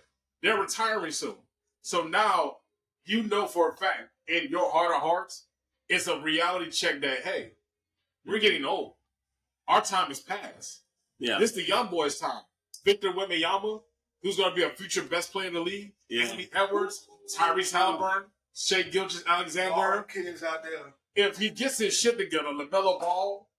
No, get LaMelo Ball out of Charlotte. Well, get his ass out of Charlotte. No, listen. And this is coming from a basketball fan. I'm going to keep saying this because I love basketball. I didn't even watch EuroLeague. That's how much I love basketball. Ooh, okay. The problem with LaMelo Ball is, and I learned this in watching his high school highlights. He doesn't play to win. He plays to show off. He doesn't play like a leader. He plays like a guy that you know that you'll pay tickets to see. Yeah, and that's why Charlotte need to get a coach that will get his ass, that will be like, hey. A Mike Malone type of coach would get his ass right. He would be an MVP caliber player under a Mike Malone type of coach. Mike Malone. Because they injured every year. Because he don't take care of himself. He too busy. It's also he don't take care of. He too busy fucking up porn stars and shit like that. That's true. Like Zion, his big back ass. Fucking with that Mariah Mills. Looking like Miss Puff was Just knew it. I knew it. Looking like the grandma from Family. Man, get Zion Williamson out of New Orleans, man. I'm sick of Zion. Can I ask a question with Z? Shout out Paulo Beccaro. Can I ask a question with Z? You got a person who's averaging 26 and 12. When he's healthy. Without shooting jumpers. He isn't shooting, except for the first game of his rookie year where he drained like 4 jumpers in a row. So he can do it. Yeah, listen, I blame for Zion Wilson. I do blame the Pelicans organization. He has the ability to become a modern Charles Barkley. And the NBA was willing to get behind him. That's why they were featuring him against games. In good faith, they signed him to a Supermax. And I remember the day that I texted NO. Because NO is NO till he dies. Yeah, he's NO till he dies. Yeah. And I was like, NO, they signed Z to a juicy contract. Like going to pop up. And was like, no, sir. In the afternoon, I think like $256 million. 231. 231 million guaranteed. 5-year deal. I just got a question. You know your weight is an issue. Why don't you eat right? Can he not afford to have a nutritionist and somebody that's a cook and still make a lot of money? Also, why can't the Pelicans get him the nutritionist? Look at his face. No, also, because Jalen Bryant brought this up. At some point, you got to look at the organization like, what? Okay, I'll get him the right doctors. Can I get him a nutritionist? Like, I'm just asking the question, But Mr. Eno is like, but go ahead, man. Mr. Eno wants to sound off, so go ahead. First of all, OKC 6, shout out Paulo Beccaro, but let me get this out of the way. The first problem with the New Orleans Pelicans is David Griffin was a terrible GM. I'll say this. He's a mediocre GM. And the reason I say this is because mediocre. Because he knows how to sign good role players. Jordan Hawkins. He traded for Brandon Ingram. He traded for CJ McCollum. He traded for DeJounte Murray, who actually was supposed to be the true point guard alongside Jordan Hawkins, Herb Jones, Trey Murphy. We got a squad, but we just couldn't stay healthy. This is the same guy that fired 3 head coaches and paid all 3 of them. Now we're on our 4th head coach, and that's Willie Green. He's not bad. I feel like people in New Orleans give him a bad shake, but the truth is, it's a management problem. The second problem is the New Orleans Pelicans, the organization. Vicky Loomis, Mrs. Gail Benson, who basically is the wife of late Tom Benson, they are cheap as fuck. Because their training facility, listen to me up, their medical staff, the Pelicans medical staff, is the Saints medical staff. Now tell me how the fuck they don't have a separate facility? No. That's what I'm saying. Are you sure? Oshners Hospital, their medical staff of the New Orleans Pelicans is the New Orleans Saints medical staff. Damn! That makes sense. It's 2 different sports. It's 2 different sports. Thank you. They could have got Zeke right with the right people. Yes. That's what I'm trying to say. He could have got with the right people. So the fact of the matter is, then you also got to remember, you drafted a 19-year-old on the twilight years of Drew Brees, who was the savior of the New Orleans sports franchise. So now you're looking at him to be the face of the franchise. Face of the city, rather. You're asking a 19-year-old before he became an adult to be a savior of a sports franchise. It was never going to work. Me personally, I rather would have drafted John Moran because the shit he's doing now, he would never have done in New Orleans. Master P, you sure? Rob 49, they would have literally bust that nigga in the shit, you hear me? Damn. They would never have let that happen. So you want to blame the Memphis rappers for why John Moran in New Orleans would have been. First of all, John Moran is a suburban nigga. He went to a private school in South Carolina. Who got drafted? He went to college at Murray State. Yeah, damn. Just man.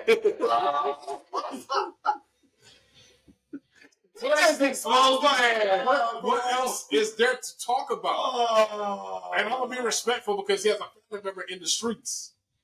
That's why he moves the way he moves. But he would never have done that in New Orleans. We're no nonsense. No matter how treacherous we are in New Orleans, we're not gonna allow that. Especially if we know you're looking out for our best interests, like Drew Brees. Drew Brees is God in New Orleans. Yeah, he won just like this. If there's a Mount Rushmore for New Orleans icons, Satchmo, the Marsalis family, the Manning family, and I'll even throw in Drew Brees if I wanted to. Those are gods looked at in New Orleans because we were considered the first franchise ever in sports. We won a Super Bowl.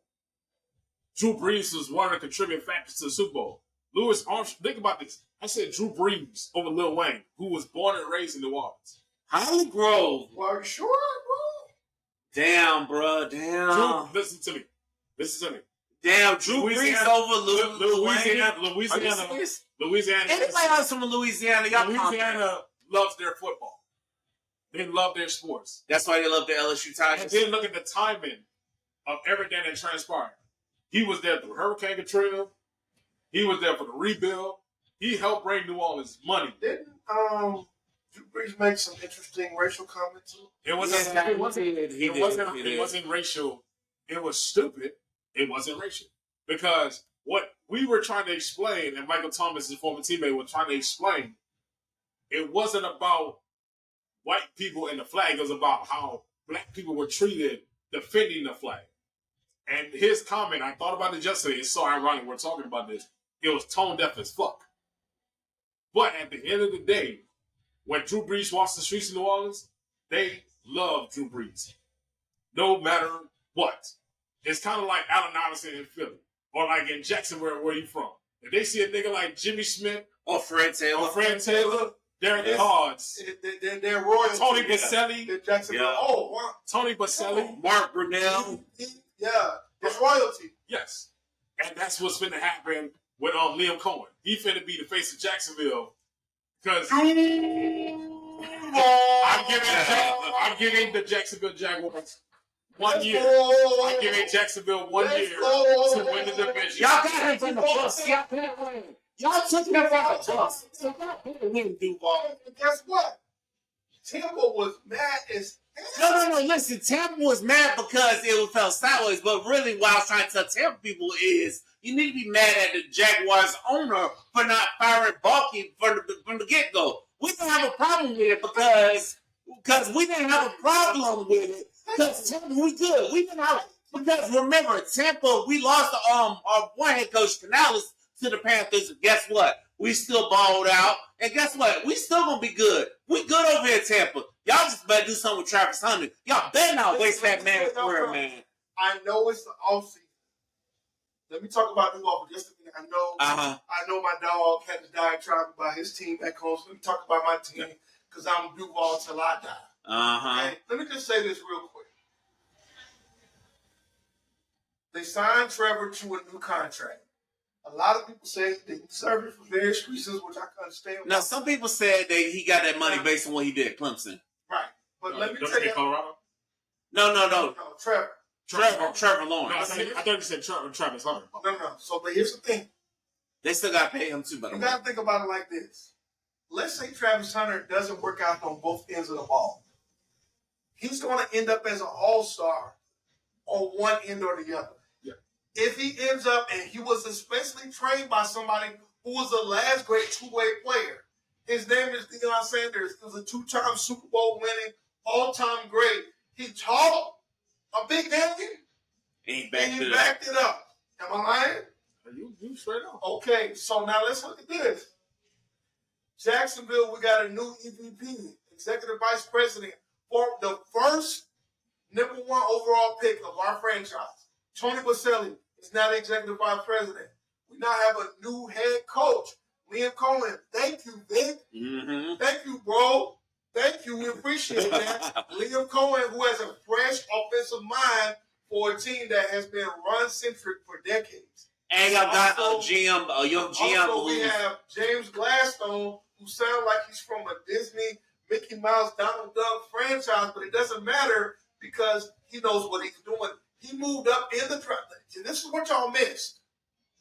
James Gladstone moved up to number 2, traded up to get Travis Hunter at number 2, and guess what? We still got 12 picks next year in the NFL draft. Now, that's how the fuck you draft. And here's the crazy part about it is, Trent Baalke went down. Yes, Trent Baalke. And the owner said the owner was on NFL Network. The owner was on NFL Network with Trent Baalke and said, maybe we got to change our GM to his space while he was president. And the GM had no balls. And it's like Jacksonville. My only issue with Jacksonville, y'all should have did that sooner because y'all could have got Ben Johnson because I'm not sure he wanted to go to Chicago. Y'all could have had his ass. I was good with Byron Leftwich. Again, Tampa, appreciate y'all. I was good with Byron Leftwich. We thought he was going to be the coach. They brought him back, and I believe the reason why Byron didn't become coach, by the way, because he's a former quarterback. He's a former quarterback with Jacksonville back in the day. The reason why is because of Baalke. That's exactly why. Look, San Francisco let him go, and they went and win the Super. They won the Super Bowl. This is crazy part. No, they didn't win the Super Bowl, but go ahead. I want to add on to this part. The 49ers under Trent Baalke and Jim Harbaugh. Jim Harbaugh, most importantly, went to back-to-back NFC title games. And he did it with 2 different quarterbacks. He went to a Super Bowl with Cap. He went to a Super Bowl with Colin Kaepernick, and he went to an NFC title game with Alex Smith. And you told the ownership, it's either me or Jim Harbaugh. And that's how the dynasty blew up. That's how they had to rebuild with Kyle Shanahan. Mr. Choker over here, Mr. Y'all rebuilt with a goddamn choker, I don't know why San Francisco did that. But get back to my point about Tampa. But now since they want to talk about their teams, Tampa Bay, we're going to be all right, because you see what happens, we have 2 offensive coordinators become head coaches, I wouldn't be surprised if we had a third one. So we're going to be all right because we good in Tampa Bay. As a Saints fan, I'll say this. Tampa got the division next year because they brought all the veteran players back. One thing I'll say this. What Tom Brady did in Tampa, Baker Mayfield is holding on to the legacy. Yeah, the culture need to be reset, so guess what? We holding on to it, and guess what? We're going to take that division next year. Oh, yeah. Fuck Atlanta and fuck Carolina. We got the division next year, so hell yeah. And also, and for all the people that are saying, we should have taken Ibuka, guess what? Now we don't have to rush Chris Godwin back because we got this young fella, a young blood. He might be the future. He might be the heir apparent. So. And it's the trip point. They're actually going to be the future. Jaden McMillan and Ibuku. Yeah. Ibuku from Ohio State. Both of them are going to be the future of Tampa Bay's wide receiver corps. Yep. They still got Irving, right? Bucky Irving. Yeah. Bucky Irving. Yeah, he balled out. So Tampa, we good. So y'all, we got to slide to a Bucks game. You know what I'm saying? So hey, I'm down for it. Hey, we got to definitely slide to. I'm still going my Duval till I die hat on. So I know you're gonna rep your Duval till you die. I'm gonna have probably a Drew Brees jersey. That's my all-time favorite Saints player. Oh, cool. Okay, good. I'm gonna tell y'all something right now, Saints fans. We did the right thing by letting Derek Carr retire. No, listen. No, he did. Actually, he did not. He should have been retired. Hold on. Let me tell you something right now. He told y'all he had a shoulder surgery. Here's the real truth. Kellen Moore didn't want him. Ooh. Kellen Moore didn't want him. They wanted to rebuild from scratch. So then why didn't Saints just cut him? Because it would cost $60 million to cut Derek Carr. I mean, if the Broncos would want to eat an $85 million dead cap from Russ. But here's the problem. I didn't know that. But I'm putting y'all on game. I talked about this in episode 9. Derek Carr never had a shoulder injury. He did. The dude, go look it up. Google on YouTube or search on the search bar. Derek Carr, Rolls Royce Spectre. He did a video doing a review on a Rolls Royce Spectre with two good shoulders with his older brother David Carr. Damn. He was a former number 1 overall pick from the Houston Texans when the expansion came out. Damn. The reason why he told people his shoulder injury was hurt, and here's the point I'm add on to it. The dude performed at a church with two good shoulders. Damn. Telling people not to criticize him or saying they don't know what they're talking about. The truth of the matter is, Kellen Moore, the new head coach of New Orleans Saints, didn't want Derek Carr. They wanted to rebuild from scratch. That's why if you look at all our draft picks, it was young and built for the future. The Saints had the 5th oldest roster in the league. And here's the part that people don't know. If we would have cut Derek Carr, it would have cost us $60 million. If we would have traded him, we would have to take on his contract and pay him another $9 million. So that's $69 million. Damn. So that's why he had to retire. And we basically, his remaining contract was $50 million. We ended up only spending no more than 22 of that $50 million. So we saved $28 million.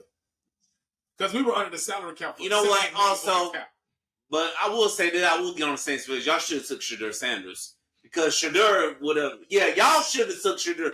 Fuck that. Fuck whatever quarterback y'all took. Y'all should have took Shedeur Sanders. Because Shedeur would have had a better opportunity to start than he does up in Cleveland. Let me tell you something right now. I was all for Shedeur Sanders until I had a conversation with my older cousin.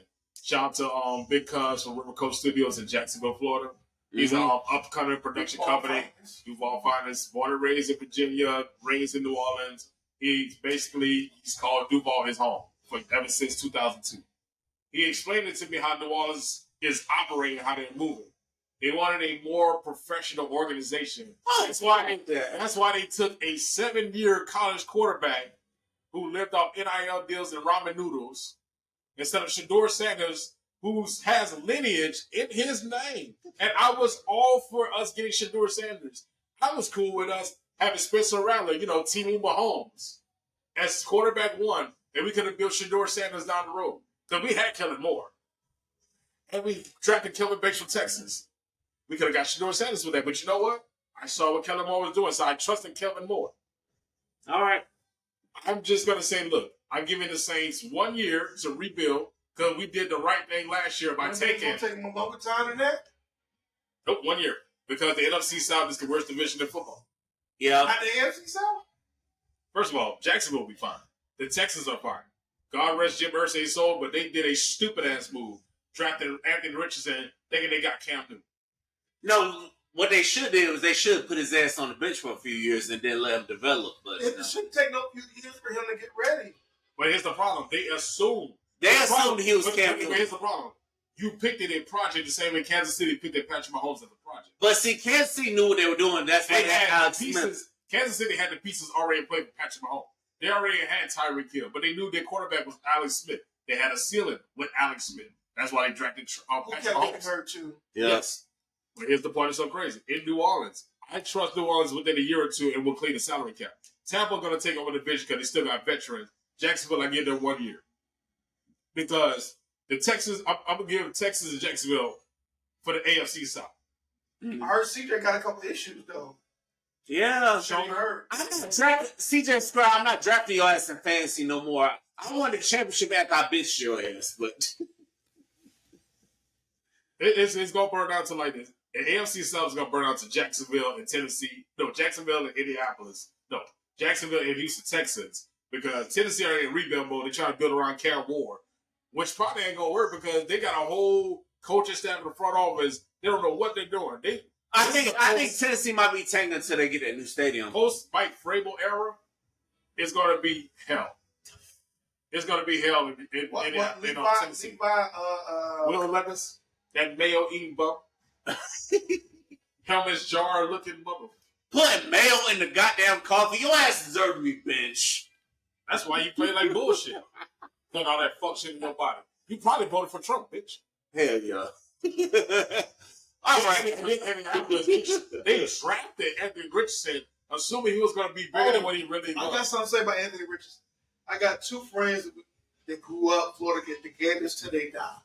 They said Anthony Richardson should not be drafted under any circumstance. Damn. They're right. Before they were going off. They said, we don't think that he's ready for the NFL. Yeah, so he should do another year in Florida. He should have did one more year. Damn. And the coach should have been on his butt because then he got to NFL. He want to be Tim Tebow and run up the middle like he a third down back. Here's the part that's so crazy. Wasn't this the same quarterback that literally tapped himself out the game and said he tapped himself out the goddamn game? That's sad. That's sad. There should be no. First of all, if you're a top 5 pick and I'm paying you 7-8 figures and you say I'm too tired, bitch, I'm buying you out your contract. Void that damn contract. He really did that? He did that. He tapped himself out the game. With them and Indianapolis Colts, and they actually talk about it on ESPN. It was the Colts and the Browns at the time. Colts and the Browns? Yeah, I think it was the Colts and the Browns. He tapped himself out. You're right, because it was Joe Flacco was playing. Yeah, Flacco had to end up coming in. It was a third down. No, and he tapped himself out. It was the Texans. No, I think it was the Browns. But we're going to look it up. But that game, it was a third down. There was a second play going to a third down play. He ran for a 10-yard run. And literally tapped his head, told the coach, I'm too tired. And said it in a press conference. Guys like Ryan Clark said, you would never play on my team if you said some bullshit like that. But how do you get too tired, though? In the NFL, when you got all the... everything is built for you to be in shape. And you're the quarterback, so... You're the quarterback of all positions. You're the goddamn quarterback. It's a curse. If you're not willing to take your career seriously and you know these motherfuckers are paying you, you're going to do whatever you want. That's why it took Zion Williamson 7 years to get in shape the way he's supposed to be getting in shape. Anthony Richardson. 7? 7 He might go to his 7th NBA season next year. He hasn't been in the NBA that long. 2019. Damn, Thomas. Next season is going to be year 7. Are you sure? Yes. Are we that old? Yes. I'm proud to be 7 years old. There's people out there back home in the walls. They ain't been 18. You don't feel like you've been on the court no 7 years. Exactly. It really don't. And we paid that nigga a super rookie max while trading Brandon Ingram. Well, why would you? Because the front offices fucking suck. Yes. Period. That's why if I ever get the opportunity to make some money, I want to be a part of the organization. I'm leaving all the match. I don't give a fuck, Eric. But I know I ain't going to do it because the Devil's family is wealthy and they like to keep shit in the house. But here's the reality. Devo's family continue to do better. I just want them to stay consistent and pay for the players. But Anthony Richardson, truth be told, you got to let him go. You got to buy him out his contract. It's not going to work. At the end of the day, life is about church. If you want to be the best version of you, you need to put the work in and be great. Point blank, period. Yes. At some point in time, these players, these athletes, y'all getting this big amount of money, but y'all like criticism. But it's the responsibility of being a high-profile player. Why you think Patrick Mahomes, before the age of 30, has 3 Super Bowls, is worth $500 million, and is an active NFL player, and is a part owner of the Kansas City Royals? Yeah. That's real. Because he got the right ownership and the right people in place that want to see him win. On that note, we're going to close it. Shout out to Juggy. He just walked off. Godfrey, tell him how to follow you. Follow me on Instagram, _5, the number 5, IVE, _0H_4R. Follow me on TikTok, 504. Follow me on YouTube, New Orleans Finest. Check your boy out, New Orleans Finest Sports Podcast. Available now on Spotify and YouTube and TikTok. Listen, one time for Juggy, go follow him at Book of Clarity. He's doing a lot of great work. And also, go follow the Liquor Talk. Godfrey, I want to thank you for being here. Juggy, I'm grateful for you being here. Shout out to my homie. This is the architect of Liquor Talk Radio.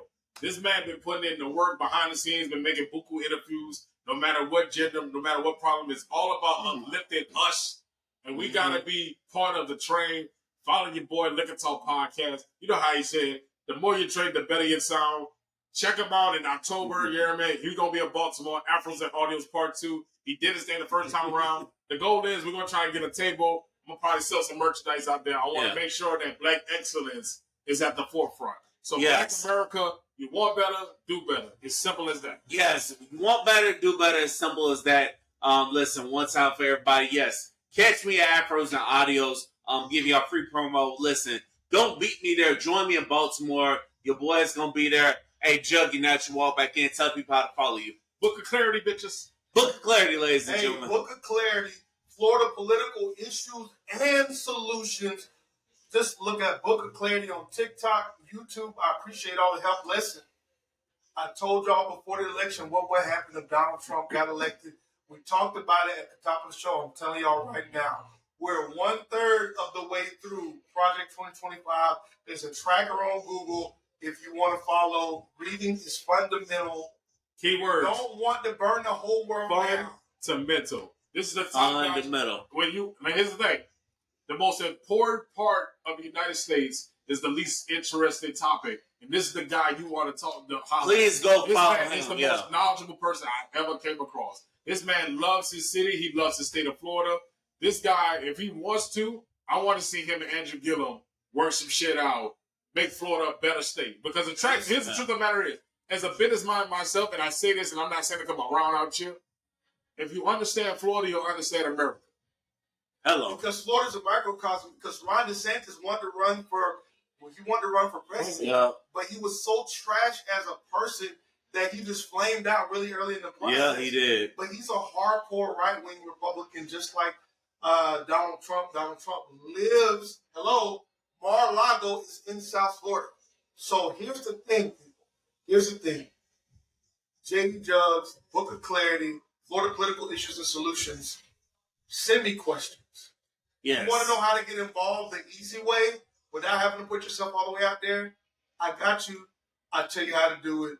Let's roll. Let's actually make our community. We say we want a better community. We say we don't want it to be trashy. We don't want torn down houses. We don't want the drugs. We don't want it to be ravaged. But how many of us are putting in the work? Listen, how many of us are registered? Say it again. Yes. How many people are putting in the work? Say it again. How many people are going to the school board meetings, to the city council meetings, to the city commissioner meetings? I go to those meetings. And let me tell y'all something. If 50 black people went to each one of those every month, we could change everything in our community. Here's the part that's so crazy. I put my whole check on it. Here's the part that's so crazy, and it's going to be inspiring in my next book. In public schools, we complain about public schools turning into charter schools. But how many of us in the inner cities, because we've been so occupied with work and trying to take care of our priorities, how much of us are actually financially invested in our public schools? Here's the point that's so crazy. I talked to somebody when I did a moving job on the side, because I'm an independent mover. Electives like auto repair, auto mechanic work, HVAC work, AC work, roofing. That was trades in our public schools. They took that out because of lack of funding. Now imagine if us in a community would actually have financially invested in our public schools. So there would be no charter schools. Yep. And here's the thing. You don't necessarily need to go to college to be successful. I know that's what they told us. There are trades. My dad's a tradesman. He's going to retire with a full pension, good health, health care, the whole nine, and he's in the union. Let's teach our kids. Every single kid that's coming out of the black community, they're not necessarily going to be going to college. Let's be honest about it, people. If you're going to do it, I say this. I put this in my book, America the Beautiful Corporation. If you're going to go to college, and I tell everybody, I recommend people going to college, but I'd rather you do it over a 2-year interval. Give yourselves 2 years. Get you that AA degree. Because you can technically say, I'm a college grad. People, they want you to do 4 years because it's more money that you got to spend down the road. Exactly. But if you have 2 years, do it off a 2-year interval and say, you know what, I got my associate's degree. And it's cheaper at a community college. Yeah, it is. Hey. And then when you put the work in, you get your AA degree, you go to any college you want in the state. Yep. And on that note, ladies and gentlemen, do your research. Follow both these guys. This has been Liquor Talk live at the Moxie Hotel in St. Pete. Listen, guys, I love it. We're going to the top together. Yes. I'm taking these guys with me. Hey, Moxie Hotel, thank y'all. We're going to do it again. We're going to do it again next month. Hey, I see you. I see you, man. On that note, ladies and gentlemen, I'm coming for your soul, baby. This is Liquor Talk. Listen, I'm really making shoes, baby. You know. Keep pouring that liquor and keep it moving, ladies and gentlemen. Until the next episode, ladies and gentlemen. Appreciate y'all. Love y'all. We appreciate y'all. Shout out to the Moxie Hotel. We're going to definitely be back up in here, y'all. Shout out to everybody. This has been Liquor Talk. Thank you for everybody that's listening on Apple Podcasts, Spotify, iHeartRadio. Thank you, everybody, for tuning in. Until the next episode, we out this motherfucker. Peace.